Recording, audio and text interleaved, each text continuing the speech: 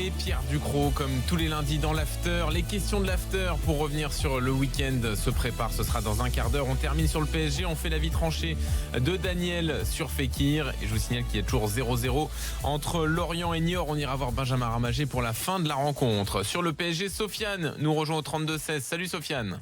Salut les amis, ça va? Salut. Est-ce que tu es d'accord avec Pierre? Ouais, après, Pierre, il a parlé beaucoup de choses. Il est parti de Cavani et il a parlé. Je pense qu'avec Daniel, ils ont été assez complets. J'ai eu deux choses à dire. Moi, la première, c'est que je suis 100% d'accord avec Daniel.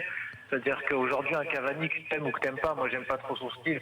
Quand tu regardes ses appels, ses dédoublements, ses appels dans le dos, il n'y a rien à dire, c'est un des meilleurs.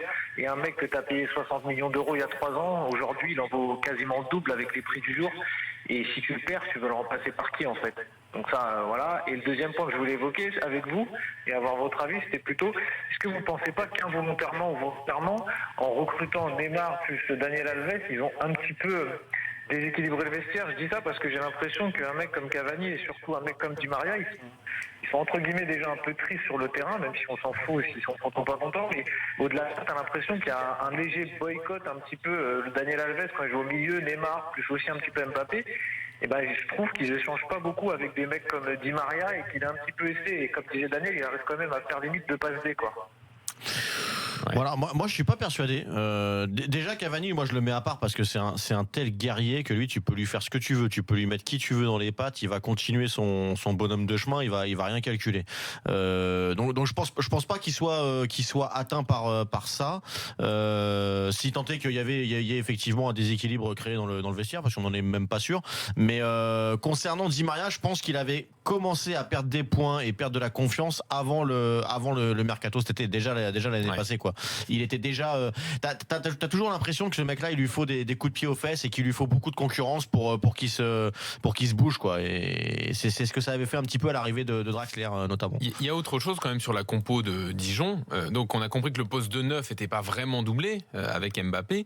Il y a aussi le poste devant la défense. Alors on le découvre pas maintenant, mais à nouveau Rabiot a joué là. Et bon, à nouveau, ça n'a pas été extraordinaire. Hein. Ouais. Là, je pense qu'on entre dans un des vrais problèmes de ce PSG. Alors maintenant, on va voir si Antero Henrique va faire ce qu'il a commencé à faire depuis qu'il est là, à savoir ne plus laisser passer les choses et resserrer les boulons. Là, il y a un énorme resserrage de boulons à faire. Le resserrage de boulons, il doit passer par une chose, c'est que Rabiot doit partir. Je pense qu'Henrique d'abord en a marre. Oui, je pense que Henrique en a marre de Rabiot et je pense qu'il y a largement de quoi en avoir marre. C'est un type qui, depuis qu'il est au PSG, ne passe pas une période de plus de 2 mois en étant tranquille. À intervalles réguliers, ce mec est un casse-burne total. Que ce soit lui ou que ce soit par sa mère.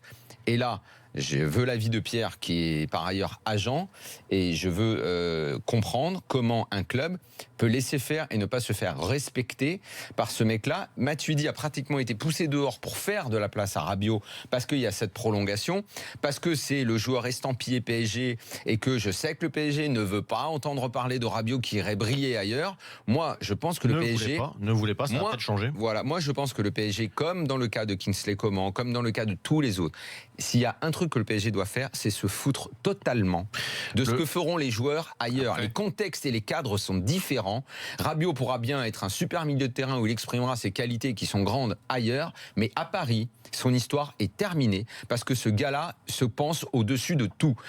La volonté avec laquelle il montre à tout le monde qu'il ne veut pas jouer 6 est insupportable. Mais attends, il n'y a pas moyen de le recadrer. Mais tu vas recadrer quoi? Mais il n'y a pas moyen de faire ce que fera un grand club après avec lui. Mais alors, moi je pense que c'est pas possible.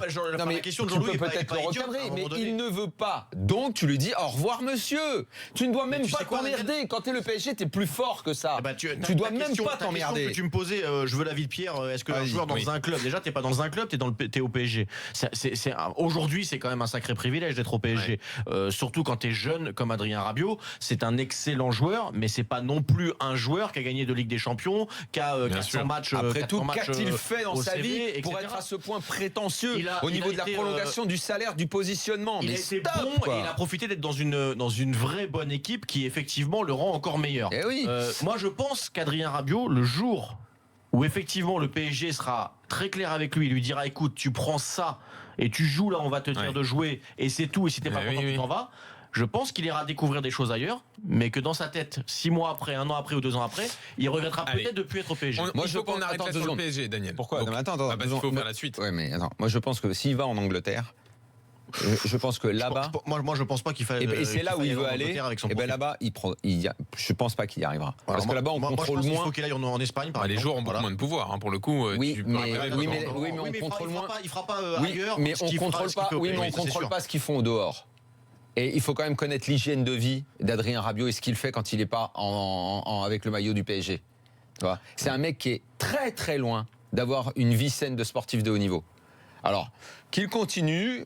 Et puis un jour où j'aurai envie, on racontera un peu ses sorties et où il traîne et ce qu'il boit et ce qu'il fait. Okay. Voilà. Parce qu'au bout d'un moment, ce genre de mecs-là, avec les salaires qu'ils ont, ils ont un minimum de responsabilité et un minimum de respect à avoir de l'institution et des supporters qui vont au club. Et c'est pas parce qu'il a été formé au club qu'il a tous les droits.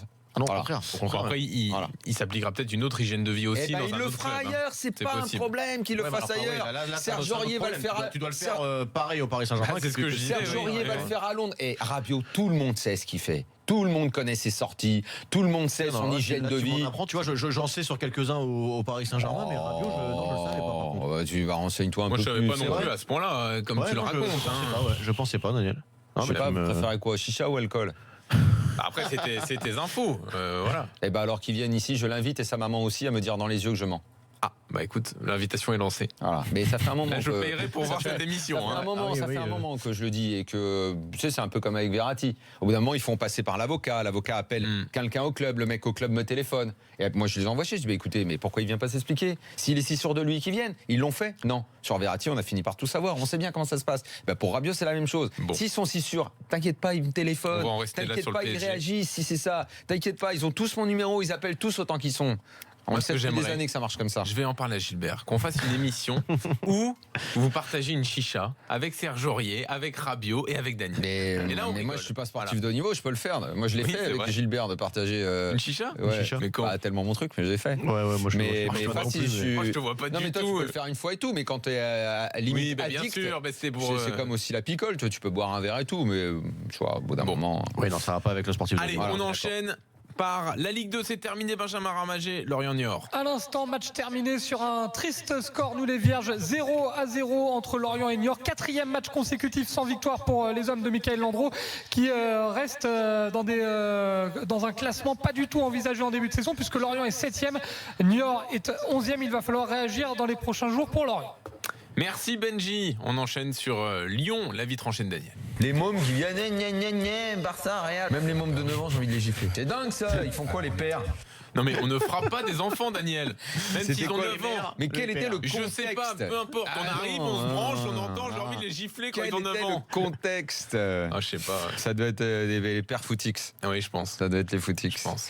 J'avais envie de parler de Nabil Fekir après son match, mais même plutôt après son début de saison. Très intéressant. Et tiens, je terminerai, tu m'y feras penser, sur la différence entre les jeunes Parisiens et les jeunes Lyonnais. Oui. Très importante. Très importante. Les Lyonnais qui pensent toujours que je dis du mal ou pensent du mal de leur club. Tu penses qu'ils sont mieux formés à Lyon? C'est ça? On commence par la conclusion du coup. Oui, et surtout dans la tête. Ah oui. Oui, il n'y a pas de galériens comme les Parisiens à Lyon. Il n'y a pas de Jean-Kévin Augustin, de Hudson-Edouard. Il y a d'autres types de problèmes. Il y a peut-être un truc trop centré sur le Lyonnais, tu vois. Mais non, du mal à accepter l'extérieur, mais effectivement, t'as pas des problèmes de comportement. Ce sont tous des mecs bien. Tu prends un Lacazette, Tolisso peut être une sorte de parfois sale mec sur le terrain, mais ça à la limite sur le terrain c'est normal, un milieu de terrain qui a du caractère, qui met 3 savates, qui prend une claque, qui en donne une, voilà, il peut avoir pété les plombs comme à Saint-Etienne dans le derby l'année dernière, c'est rien ça. Mais au dehors, même Umtiti au Barça, il n'y a pas de problème avec les jeunes Lyonnais. Mais c'est vrai que dans la formation, si le reste du club, les jeunes Parisiens, tu fais une liste. Tu fais une liste, tu fais vraiment une liste avec les mecs. Et puis sans parler de ceux qui arrivent au PSG. Mais fais une liste de tous les mecs là qui soi-disant doivent jouer, qui soi-disant. Tu vas voir. Ils ont tous une casserole au cul pratiquement. Est-ce que tu dirais que sur Lyon, si tout le club était aussi bien géré que la formation, il gagnerait la Ligue des Champions? Parce qu'il y a deux. Ouais, mais ils les gagneraient pas avec leur centre de formation. Ah C'est non, la grande c'est différence. sûr. Il faut c'est la grande différence. malheureusement. C'est vrai. Voilà. Non, mais je parlais de la gestion en général. Non, tu t'enflammes, Jean-Louis. Alors, tu Ouais, veux parler de tu Fekir? t'enflammes un peu. Donc, Nabil Fekir qui entre dans le cadre des joueurs que j'ai cités à Lyon. Donc, je voulais revenir donc ce début de saison et rapidement revenir également sur son parcours. On se souvient Nabil Fekir à 3 ans, la révélation, la blessure, pratiquement aussi vite venue que ses bons matchs. Son retour où ce mec-là est forcément pas prêt au début et pas bon aussi. Il n'y a pas que ça parce qu'après il y a la période post-retour de blessure où il continue à pas être bon. Et mon avis c'est que Fekir assume les choses. Parce que quand il revient et qu'il est pas bon et qu'on le critique, et moi le premier, lui il assume. Je me souviens très bien d'une interview à France Football où indirectement il me donne raison, où lui-même dit qu'effectivement il était trop gros, il a perdu 4 kilos quand même. Quand je disais qu'il pouvait pas se présenter comme ça sur un terrain, effectivement il ne pouvait pas se présenter comme ça et forcément ses performances n'étaient pas bonnes. Lui dit aussi ne pas avoir eu la bonne attitude de l'intérieur du groupe pour regagner sa place comme il fallait. Et là aujourd'hui, au moment où Umtiti s'est barré en premier, Lacazette et Tolisso ont suivi, Gonalon, le vieux capitaine, s'est barré aussi. Il reste un petit peu un peu le dernier quoi, des porte-drapeaux. Il n'est pas le seul, il y a Lopez aussi, mais enfin sur le terrain, il est capitaine. On sait qu'il a un problème dans son jeu, Fekir, c'est que il est difficilement adaptable au foot moderne, au 4-3-3 j'entends, parce que il fait partie de ces joueurs qui a du mal à défendre. Donc dans le 4-3-3, les entraîneurs se cassent un peu les dents parce qu'ils peuvent pas le mettre en haut à gauche. Donc finalement, si tu dois le garder et le faire jouer dans de bonnes conditions, c'est 4-2-3 en lui donnant une certaine liberté avec d'autres qui vont bosser pour lui.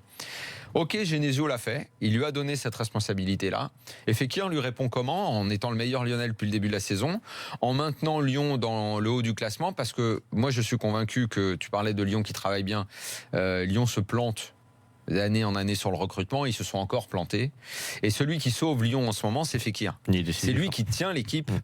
Non seulement il offre la victoire sur un coup franc absolument improbable l'autre soir, même si le mur est placé n'importe comment, même si Subasic a fait c'est plus Subasic qui fait l'erreur que le mur. Il fait un match de passoire et tout, mais il n'empêche que tu as un mec qui prend le ballon, qui dit aux deux gars, je vais tirer le coup franc, qui met le coup franc dans le cadre, et même si Subasic fait passoire, à la 93e d'aller cadrer le ballon et de le mettre et de marquer le coup franc, ça reste une très grosse performance. Aujourd'hui, Genesio tient aussi par Fekir. Fekir, il tient le club, il tient l'équipe et il tient aussi son entraîneur parce que sans Fekir, je pense que le résultat aurait été moins bon. Déjà qu'on pense que Genesio n'est pas sûr de passer l'hiver. Si Fekir n'avait pas été là, je ne sais même pas s'il aurait passé l'automne. Donc voilà, la conclusion, c'est de dire que Nabil Fekir a assumé son parcours, a digéré son parcours. J'en suis pas à dire qu'il a le niveau, parce que moi, tant qu'on ne me montre pas, je ne sais pas, qu'il a le niveau des plus grands milieux de terrain en Europe, qu'il mérite l'équipe de France. L'équipe de France, il la mérite dans la mesure où Payet est au 20 ils sont. C'est ce que j'ai lui. Si tu as Payet en équipe de France, tu peux imaginer un Fekir facilement. Exactement, ça oui. Maintenant, c'est pas un joueur niveau Ligue des Champions, parce qu'on ne l'a pas encore vu et qui mérite d'être vu, mais en tout cas pour ce qu'on voit dans la Ligue 1, pour ce qu'on voit de l'OL, il mérite d'être mis en avant et il mérite qu'on le félicite pour ce qu'il fait depuis le début de la saison. Pierre, d'accord avec tout ça? Ouais, entièrement d'accord, puisque je voulais également parler de Fekir, que Daniel m'a doublé sur la ligne. Entièrement d'accord avec ça. C'est un joueur qui a effectivement besoin d'être à 100% et voire plus physiquement pour pouvoir être performant. Voilà, il joue trop sur son physique, là, sur ses dribbles, sur sa vitesse, enfin sa vivacité même plus que sa vitesse, sur ses enchaînements. Aussitôt qu'il n'est plus bien physiquement, ça se ressent dans son jeu. C'est ce qui s'est passé après sa blessure et pendant un long moment. Et là, effectivement, il revient. Il a mis en place tout ce qu'il fallait pour revenir bien physiquement. Et après, tout le reste, on connaît Fekir. Il a ce pied fabuleux. Il a cette intelligence de jeu également. Moi, honnêtement, tu disais que c'était le dernier porte-drapeau à rester à Lyon. Je pense qu'il restera pas longtemps. Voilà. Je pense que Genesio doit profiter de Fekir et Lyon doit profiter de Fekir cette saison parce que l'année prochaine, il n'est plus là. Et en plus, capitaine, s'il reste à ce niveau-là, il va partir ailleurs. C'est très très clair. Et puis oui, effectivement, capitaine. Donc ça montre quand même maintenant beaucoup de choses nouvelles en plus. Les responsabilités. Et puis il est décisif. Et il a réglé le problème des coups francs. Parce que vous avez vu, c'est une bataille à Lyon. À chaque coup franc, il y a 3 mecs qui viennent autour du ballon, etc. Là, quand tu mets le but à la dernière minute, c'est bon, t'as réglé le problème. C'est Fekir qui décide à chaque fois. Exactement. Dans un instant, les questions de l'after. On aborde tous les sujets restants sur le week-end. Monaco, Nice, Saint-Etienne notamment. À tout de suite.